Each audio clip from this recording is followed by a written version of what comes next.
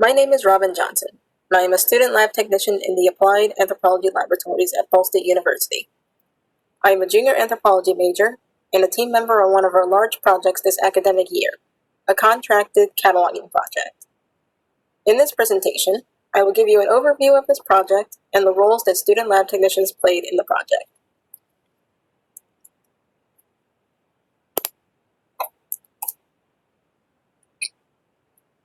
In the spring of 2020, a company outside of Indiana contracted with the Applied Anthropology Laboratories, or AAL, to complete the final labeling and bagging of a large collection of artifacts from an archaeological site, also outside of Indiana.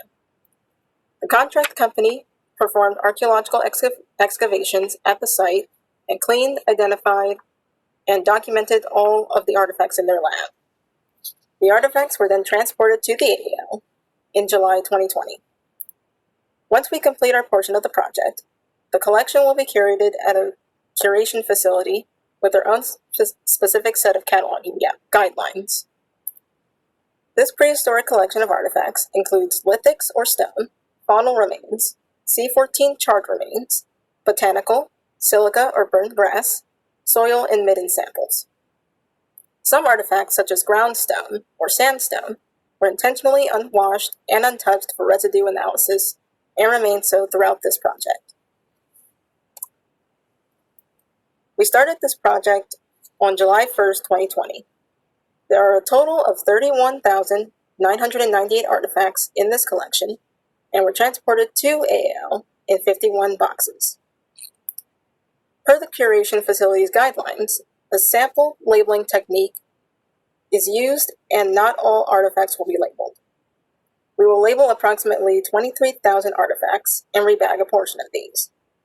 We are scheduled to complete all of the labeling by June 30th, 2021. When we are complete, staff from the contract company will come and pick up the artifacts in new boxes and transport them to the curation facility. This project requires a large team, and each team member has a specific role and regular weekly schedule. Christine Thompson is the principal investigator, and she takes care of project management, accounting, and purchasing. Staff archaeologist Erin Powers is the day-to-day supervisor for this project. She also provides labeling materials, answers student questions, assists other team members, and makes sure the team adheres to all process and guidelines. The rest of the team is composed of student lab technicians. Mary Swartz and Robin Johnson, that's me, are the team leaders and perform quality control. We make sure each artifact is labeled correctly and also check out artifact bins to team members. The other team members are Garrett Goyette, Zoe Lawton, Joel Sharp, Jacob Petro, and Jamie Godfrey. Some student lab technicians only worked over the summer, some are working during the academic year, and some have worked both. All have a weekly hours schedule around their academic classes. All team members, including leaders, are responsible for labeling artifacts. Here, team member Joel inspects a catalog sheet before labeling. COVID-19 has changed many of our lab procedures. To ensure safety and health, everyone must complete an online wellness questionnaire and take their temperature daily before entering the lab. We wear masks and gloves at all times, especially when handling items touched by more than one person. So social distancing of at least 6 feet is maintained between coworkers, even if everyone is wearing a mask and face shield. We sanitize our workstations using disinfectant before and at the end of each shift and complete sanitation schedules. For those with long shifts, workstations must be sanitized every 4 hours. In addition, every workstation in the lab is now separated by dividers. If there are 2 people working next to one another, or if there are more than 2 people working in the lab, they must wear face shields in addition to the mask. Each lab technician is assigned their own laptop and supplies, none of which are shared. Personal belongings, such as coats and backpacks, are no longer allowed in the lobby. Instead, they must be stored underneath workstations. Drinks other than sealable water bottles are prohibited as well. Every workstation has everything employees need to work efficiently and to avoid sharing materials with their coworkers. We received the materials from the contract company in early July 2020, already organized in boxes, unit bags, and provenience bags. First, we took the artifacts from the boxes and organized them in our wooden storage cabinets. The contents from each box was placed in one of our bins and then into the storage cabinet. We then created procedures to... First, we took the artifacts from the boxes and organized them in our wooden storage cabinets. The contents from each box was placed in one of our bins and then to the storage cabinet. We then created procedures to document all steps needed to accurately and efficiently label and rebag artifacts according to the curation facility guidelines. These procedures are used to train team members and also document how the collection is arranged. The photo on the left is a unit bag. This bag contains multiple provenience bags, one of which is shown on the right. Each provenience bag contains multiple artifacts in their own bags with temporary tags.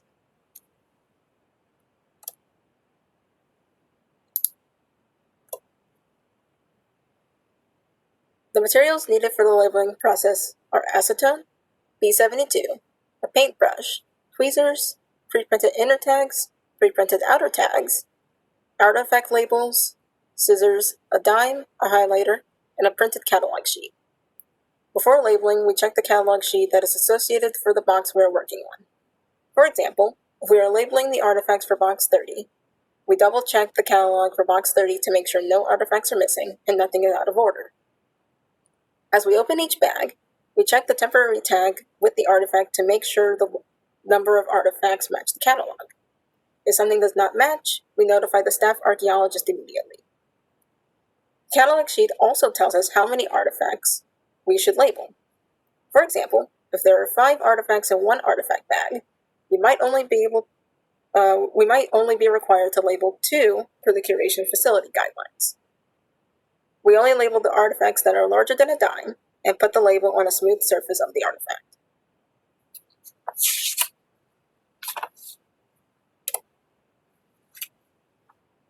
B72 is the adhesive we use to label artifacts.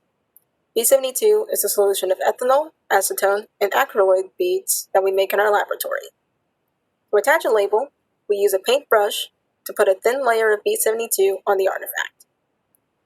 Next, we cut out the label and adhere it to the artifact.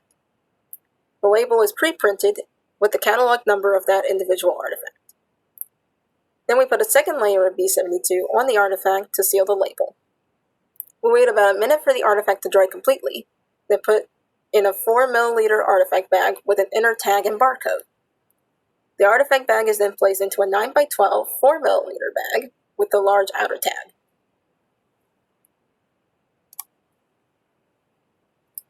Some of the artifact bags have a special labeling instructions post-it note, such as do not touch, diagnostic, faunal, C14, etc. These labels indicate that these artifacts require special processing, which might include being wrapped in foil, bagged separately, put in a special vial, or handled with tweezers. When all inner bags and outer bags are complete, we put the completed bag into the bin for quality control. All leftover materials, such as old bags and temporary tags, are moved to the quality control area. Only specific team members are trained to do quality control.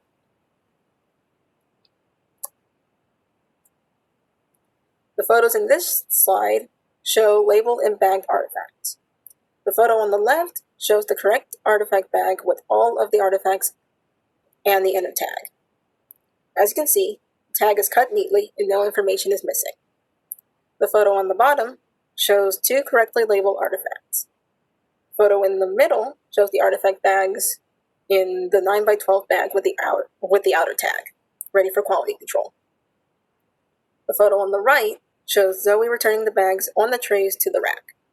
Team members process one box at a time and put all contents of the box on trays and then put them on a rack. She continues processing trays on this rack until the entire box is complete.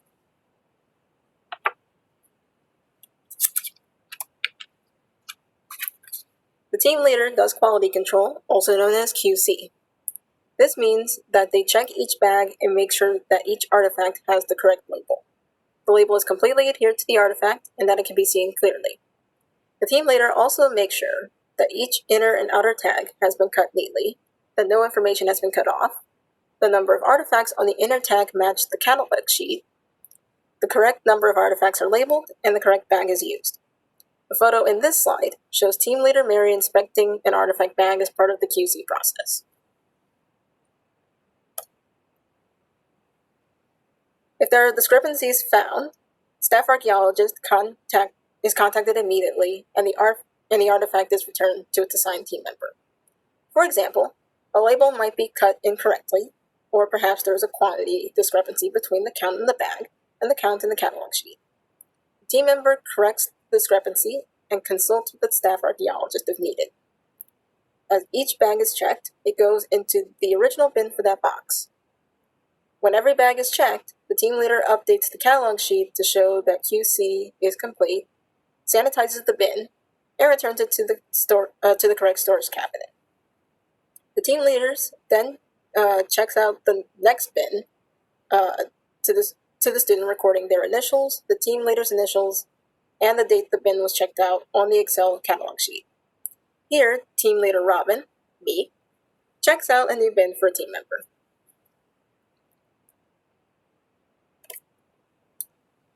Throughout this project, our team has learned many new skills that will help us in our future careers. As for myself, I learned a lot about cataloging and paying close attention to detail. I also learned how to handle artifacts other than lithics. Team member Joel, said he learned organizational skills, that quality control showed him a different dynamic when working as a team. Jacob said he learned how to organize a project, how to label artifacts, and how to work as a team. Zoe learned about communication, especially with the pandemic, and also learned about teamwork. Our principal investigator, Christine Thompson, points out that the entire team learned how to create processes, discuss what was and wasn't working, and adjust procedures so we could efficiently and effectively meet the curation guidelines.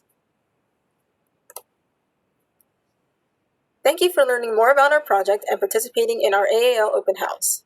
We would like to acknowledge staff at the contract company who transported the artifacts and had everything well organized and documented for us. Our job was made much easier because of their efforts. We would like to thank our AAL director, Kevin Nolan, for his assistance in estimating this project and finalizing the contract agreement.